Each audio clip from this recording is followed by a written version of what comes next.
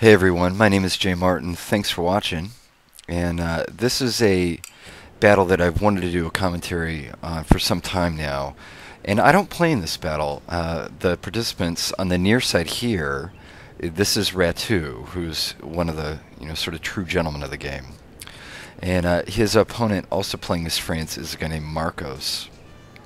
And I've watched this replay a handful of times just because I think it's a really incredible learning tool, and something is going to happen here. I've referenced this game in another one of my videos, and what's going to happen here is a really interesting thing is going to happen, and there's one massive teachable moment here that I sort of want to build up to.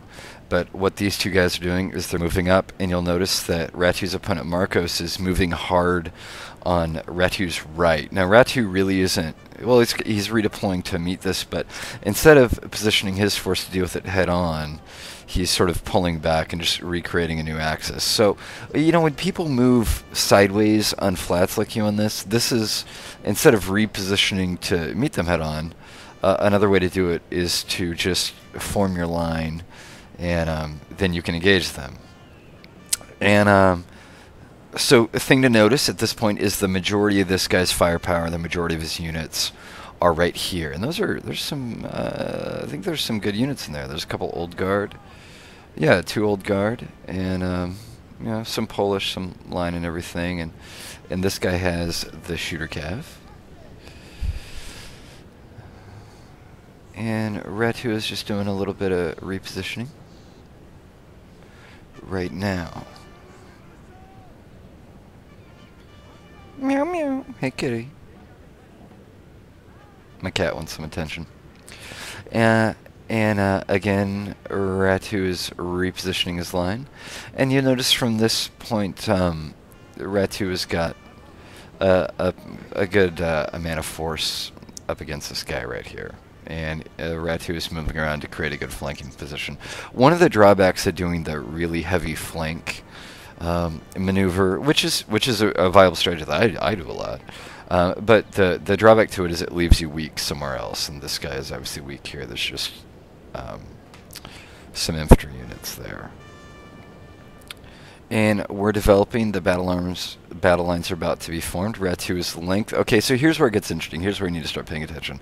Rattue lengthens his line, and he's actually kind of in a bad spot here.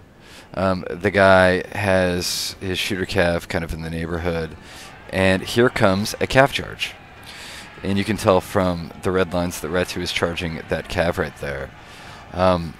What really blows my mind about this video, and then we change targets to that, is the timing of this.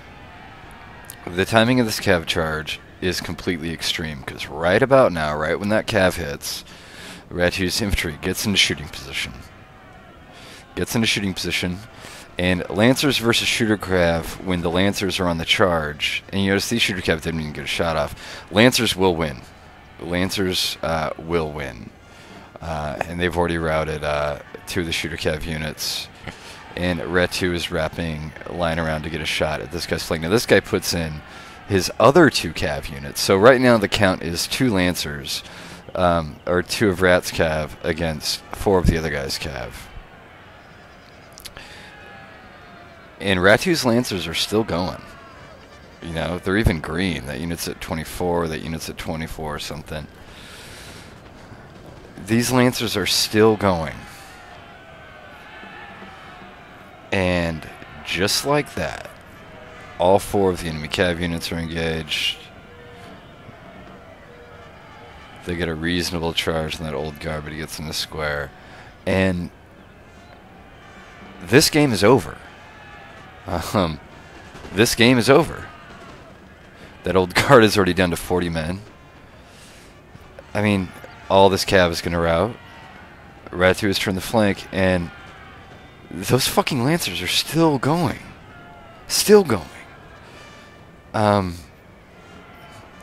I don't know how to explain this, because this never happens with me, but this game is over. I mean, Rat has wiped out all of the enemy's cav, and he's killed the old guard in the flank, and he has his own infantry able to create a flanking position. and Rattue has his own Kev left. And this game is over. And the only way that he was able to do that is with the timing of that Lancer work, and he controlled his Lancers so much better than his opponent. His Lancers got actual charges in, you know, and his Cav is all dead now, and I suppose that one of them has retreated. But, oh, guess what? He's got fresh Lancers coming back.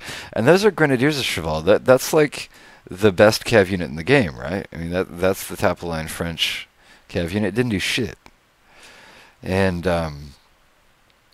the work that those two Lancers did to route, let's call it 3.5 Cav and an Old Guard, and also to buy time to create positional advantage for Rat to get his 2 Old Guard into shooting position, it really blew my mind. The Cav, the value out of Cav. You know, I played a game earlier today against T-Bone that I'm gonna post, and in that game, I think I lost that game.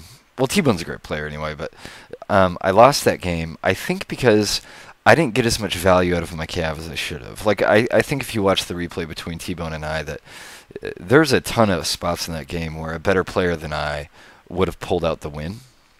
And I didn't pull out the win, and I think the reason that I didn't pull out the win is simply that I didn't get as much value out of my Cav as I should have. And the reason I keep coming back to this particular game is that Rattue gets so much value out of his Cav in this particular game, and above all, that's something I'm trying to emulate.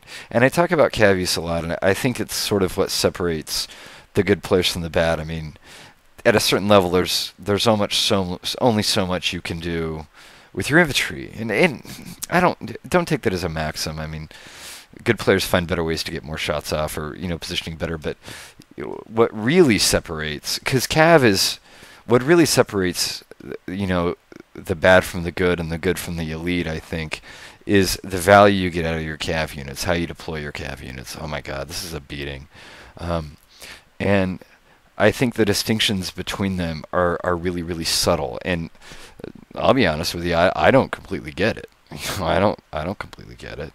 But when you get, you know, a super, I think that when you put a super elite player against, you know, an average player, the distinction, and I notice this, the difference is the value you get at your Cav. I mean, when I play guys that aren't terribly good, and one of the first things they do is just run their fucking Cav around on my flank, and then I fucking kill it.